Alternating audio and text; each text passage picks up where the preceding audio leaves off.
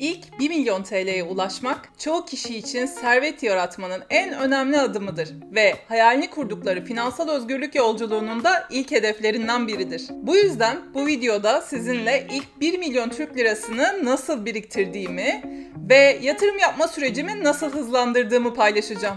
Videoya başlamadan önce bunun ulaşılabilir bir hedef olduğunu ama mutlaka ve mutlaka çaba gerektirdiğini bilmeniz gerek. Umarım bu video sizin hayalini kurduğunuz hayatın kendi ellerinizde olduğunu keşfetmenize bir katkı sunar. Merhaba, ben Ceren. Eğer kanala bu videoyla geldiysen biz bu kanalda para yönetimi, kişisel finans, girişim, yatırım ve gelişim konularından bahsediyoruz. İlgini çekerse abone olup bildirimleri açmayı unutma. Şimdi hazırsan başlıyoruz. Neden ile başla. Bu bölümün ismini Simon Sinek'ten esinlenerek oluşturdum. Simon Sinek, Neden ile Başla kitabının yazarı. Kitabında başarılı kişilerin ve şirketlerin başarıya ulaşmalarının en temel nedeninin işlere nasıl yapacağım sorusuyla değil, ben bu işi neden yapıyorum sorusuyla başlamaları olduğunu söylüyor. Birçok kişi bir işe ben bunu nasıl yapacağım sorusuyla başladığında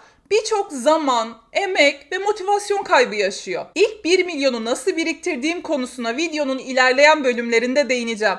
Fakat şimdi öncelikle sizlerden de istediğim neden ile başlamanız. Simon Sinek'in önerdiği şekilde nedenlerimizi bulmaya çalışalım. Neden 1 milyonunuz olmasını istiyorsunuz? Gelecek ile ilgili planlarınız ne? Bunun için neler yapmaya hazırsınız? Nelerden taviz verebilirsiniz? Kendinizi ne kadar tanıyorsunuz? Hedefleriniz neler? Bu hedefler ulaşılabilir hedefler mi yoksa başkalarının hayallerini mi yaşıyorsunuz? Hayatınızın gerçekleri neler? Burada bahsettiğim herkesin hayata gelme ve onu yaşama şekli, alışkanlıkları ve ihtiyaçları farklı. Bu gerçeklerin farkında olarak yola çıkmak, yol içindeki, yol süresindeki motivasyonunuzu da diri tutmanızı sağlar. Tüm bu soruları yanıtladığınızda 1 milyon TL'yi biriktirmek için nedenleriniz hazır demektir. Şimdi gelelim nasıl tarafına. İlk nasıl yapacağım sorumuzun cevabı emeğinizin birim saat ederini arttırmak. İşe ilk başladığımda ilk düşündüğüm konu kesinlikle bu oldu. Üniversiteden mezun olduktan sonra birçok iş görüşmesi yaptım.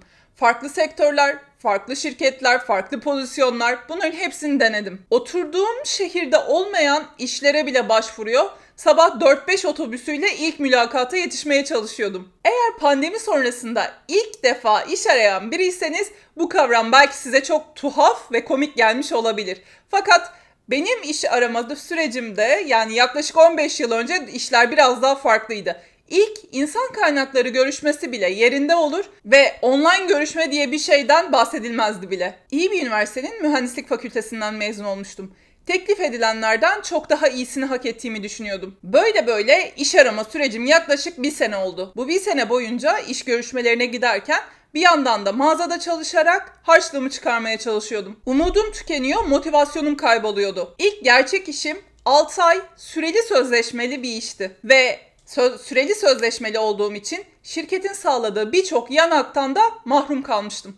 Bu işi kabul ettim çünkü bunu kabul etmek zorundaydım. İlk 6 ayım şirkette dolduktan sonra süreli sözleşmeyi yenilediler. Kabul etmedim. İlk 6 ayda yeni başlayan olarak ortaya koyduğum işleri arşivlemiştim. Başarılarımı, şirkete kattıklarımı ve gelecekte o şirket için neler yapabileceğimi anlattım. Daha sonra kadrolu sözleşmeye geçtim. Maaşım nispeten yükseldi. Fakat bu sefer de aynı seviye çalışanlardan daha az kazanıyordum. Çünkü kadroya sonradan geçmiştim. Bu böyle gitmez diyerek yüksek lisans yaptım. O sırada çalıştığım şirkette deneyimimi arttırmaya, başarılı projelerde yer almaya çalıştım. Ve bu süreç sonunda da iş değiştirdim. Doğrusunu söylemek gerekirse çok iyi çalışan biri ve sistemli çalışan biri olarak hak ettiğimi alamadığım zamanlarda ya maaş artışı için görüşmeler yaptım ya da şirket değiştirmek için yeni mülakatlar yaptım. Tabii ki bu sırada da iş hayatımı gelecek planlarım için kaldıraç olarak kullandım. Bu nasıl olur derseniz daha önce sadece bu konuya odaklanmış bir video içeriği hazırlamıştım. Onu da videoya ve açıklamalara ekleyeceğim. İlginizi çekerse izleyebilirsiniz. Siz kendinizi geliştirmeye istekli, yeni şeyler öğrenmeyi seven, işini iyi yapan biri olmaya çalıştığınızda işinizden kazançlarınız da artacaktır. Bir yerde haksızlık gördüğünüzde ona ses çıkarabilmeniz için heybenizin başarılarınızla, projelerinizle, kendinizi o konuda ne kadar geliştirdiğinizle dolu olması gerekir. Bir iş ya öğrenmek için ya da kazanmak için yapılır. Tabii ki ideali ikisinin bir arada olmasıdır. Ben de çalışma sürecim boyunca bu ikisini dengede tutarak ilerlemeye çalıştım. Bir diğer söyleyeceğim konu da ilk 1 milyonunuza ulaşmak için sadece bir gelir kaynağına güveniyorsanız bu çok uzun süreli bir oyun planı olur. Özellikle ailenizin yanında yaşamıyor, faturalarınızı siz ödüyor, mutfak harcamaları gibi zorunlu harcamalarınızı siz karşılıyorsanız bu daha da zor bir oyun olur. Bu sabit maliyetler sizin hızınızı azaltacak etmenler olur. Dolayısıyla bu noktada kendi kazanç gücünüzü arttırmaya da odaklanmalısınız. Bununla ilgili bir video serisi yapmıştım. Onu da açıklamalara bırakıyorum. Oradan izleyebilirsiniz. Gelelim ikinci nasılımıza. Tasarruf miktarını artırmak. Sadece geliriniz kadar tasarruf edebilirsiniz. Yani kazancınızı hiçbir şekilde harcamadığınızı varsayarsak tasarruf miktarınız sadece kazancınız kadar olur. Tabii ki bu çok mümkün bir şey değil. O halde neyin ihtiyaç, neyin istek olduğunun ayırdına varmanız gerekiyor. Bir şey satın almadan önce FOMO'lanmamak, yani o şeyden mahrum kaldığını hissetmemek ve harcama yaptığınız şeylerin size bir şekilde başarı, mutluluk, sağlıkla ilgili bir geri dönüş getirmesi, yani hayatınıza bir katkı sunmasını önceliklemek faydalı olacaktır. Mesela bütün gün ayakta çalıştığınız bir işte bir ayakkabı satın alırken o ayakkabının ortopedik olması, malzemesinin kaliteli olması, dayanıklı olması ve markanın ayakkabının bir zarara uğraması durumunda ürününün arkasında durması gibi faktörleri öne alabilirsiniz. Bu tabii ki hem kalite hem de ödediğiniz miktarı artırıcı bir faktör olacaktır. Fakat buralara para harcamak anlamsız değildir. Onun yerine sadece moda diye, tek sezonluk, birinde gördünüz diye, sizin o renk ayakkabınız yok diye, sizin o şekilde ayakkabınız yok diye bir ayakkabı alıyorsanız burada tasarruf miktarınızı, tasarruf bütçenizi iyi yönetemediğinizi düşünebilirsiniz. Şimdi geldik 3. nasıla. Kaldıraçlardan yararlanın. Hedeflerinize ulaşmak için yapabileceğiniz en iyi şey sahip olduklarınızı bir kaldıraç olarak kullanarak daha fazlasını hedeflemek. Kazandığınız geliri elde tutma konusunda iyi değilseniz, kredi faizlerinin makul olduğu bir dönemde kredi çekerek çektiğiniz o parayı kaldıraç olarak kullanıp bir borca girmeniz daha iyi bir yatırım geri dönüşü almanızı sağlayabilir. Burada bahsettiğim borca girme konusunu tabii ki varlıklar satın almak için kullanmalıyız. Siz varlık yerine yükümlülükler satın alıyorsanız borç miktarını daha da fazla arttırmaktan daha fazlası olmaz. Örneğin faizlerin düşük olduğu bir ortamda iyi bir orandan bir kredi ile bir gayrimenkul satın alırsanız, bir emlak satın alırsanız burada bir varlık satın almış olursunuz ve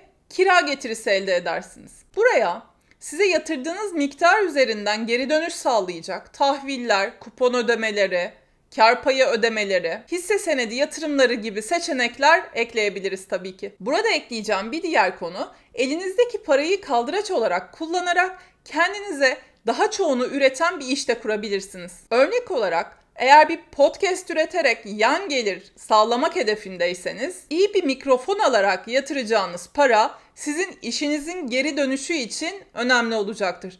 Dolayısıyla burada kazanacağınız para için kendi paranızı kaldıraç olarak kullanmış olacaksınız. Diğer bir nasıla gelelim. Bu biraz uzun ve lütfen dikkat edin. Yaratıcı ve sosyal baskılardan uzak bir şekilde gelirinizin altında yaşamak. Bu ne demek değil? Önce ondan bahsedelim. Şu sıralar herkesin dilinde olan, kendinizi her şeyden soyutladığınız, hayatın tadını kaçırdığınız hissettiğiniz ve bir şeylerden mahrum kalma duygusu yaşatan tasarruflardan söz etmiyorum. Ve bunların doğru olduğunu da savunmuyorum. Gelirinizin altında yaşamanızın birçok yolu var ve bunu ömür boyu öğrenci gibi yaşamadan da yapabilirsiniz. Para istediğiniz hayatı yaşamak için bir araç olarak kullanılmalı. Hayatınızdan bir şeyler alıp götürmemeli. Bu noktada parayı nasıl kullanacağınızı bilmeniz noktasında da çok akıllıca davranmanız gerekiyor. İlk işimdeki kazancımın ne kadar düşük olduğunu ve kazancımı arttırma yolculuğumdaki çabalarımı anlatmıştım videonun başında. Gelin şimdi bir hayal edelim. Eğer bugün de aynı şartlarda bir işte çalışacak olsam nasıl bir hayatım olurdu? İstanbul'da yaşıyorum. Faturalarımı kendim karşılıyorum. Evimin kirasını kendim ödüyorum. Mutfak harcamalarımı ben yapıyorum. Yaşam giderlerimi karşılıyorum. Bir yandan da ileride devam edip etmeyeceği belli olmayan bir işte çalışıyorum. O dönemde bu şartlarla mücadele etmemde en büyük şansım ailemle birlikte yaşıyor olmamdı. Sadece kısa bir dönem çalışırken yüksek lisans yaptığım dönemde ayrı bir eve çıkmak zorunda kaldım. Çünkü mesai ve ders saatlerine yetişebilmem için başka bir şansım yoktu. O dönemde de sadece hayatta kalmaya çalıştım zaten. Pek çok kişinin mezun olur olmaz ayrı bir eve, ayrı bir şehirde kendine özel bir hayat kurmak istemesini anlıyorum. O dönemde tek başına ayakta durmanız ve kendinizi ispat etmenin ne kadar önemli olduğu duygusuyla yaşıyor olabilirsiniz. Belki ailenizle sorunlar yaşıyorsunuz ya da yaşadığınız şehri sevmiyorsunuz. Bunun gibi pek çok neden olabilir. Benim için kendi birim saat değerini arttırma, deneyim kazanma ve iş hayatını öğrenme sürecinde ailemle yaşamak, daha fazla kendimi işime odaklamak ve geleceğim hakkında planlar yapmak ve tasarruflarımı artırma imkanı sağladı. Aynı zamanda ailemle birlikte daha fazla zaman geçirme fırsatım oldu. Bu şimdiki dönemden geriye baktığımda benim için çok önemli ve keyifli bir süreçti. Bu konuda şanslı olduğumu itiraf etmeliyim. Eğer sizin de çok zorunlu sebepleriniz yoksa bu seçeneği kullanarak tasarruf miktarınızı artırabilirsiniz. Gelirinizin altında yaşamak sadece bir şeyi yapmamak anlamına da gelmiyor. Belki de bir şeyi karşılayabilmenin daha yaratıcı yollarını bulmanız anlamına da geliyor. Bunu yapmanın en iyi yollarından biri hayatınızdaki en büyük gider kalemlerinin neler olduğunu tespit etmek ve tespit ettiğiniz bu noktaları daha ucuza alabileceğiniz yöntemleri araştırmak. Bunu bir şeyi satın almadan önce muadillerini araştırmak, fiyat karşılaştırmaları yapmak, fiziki mağazayı ziyaret etmek olarak da düşünebilirsiniz. Elinizde market broşürüyle market dolaşın demiyorum. Tabii ki bu aynı zamanda bir zaman maliyeti ve eğer siz o zamanı bir kaldıraç olarak kullanıp daha fazla para kazanmaya çalışırsanız bu tabii ki çok büyük bir kayıp olur. Fakat siz sosyal medyada harcayacağınız zamanı alacağınız ürünün araştırmasını yapmak, fiyat karşılaştırmaları yapmak ve özellik setinde sizin ihtiyacınız olan kadarını karşılayan ürünü almak için harcayabilirsiniz. Peki ilk 1 milyon neden önemli? Bir kez bu miktarı biriktirip yatırım yapmaya başladıktan sonra sonraki 1 milyonu ve ondan sonraki 1 milyonu biriktirmek çok daha kolay. Bunu daha önce yaptığım 1 milyon dolara nasıl ulaşacağım videosunda detaylıca anlatıyorum. Videoyu buraya bırakıyorum. Mutlaka izleyin. Bu videoyu izlediğiniz için teşekkür ederim. Videoyu beğenmeyi unutmayın. Görüşmek üzere.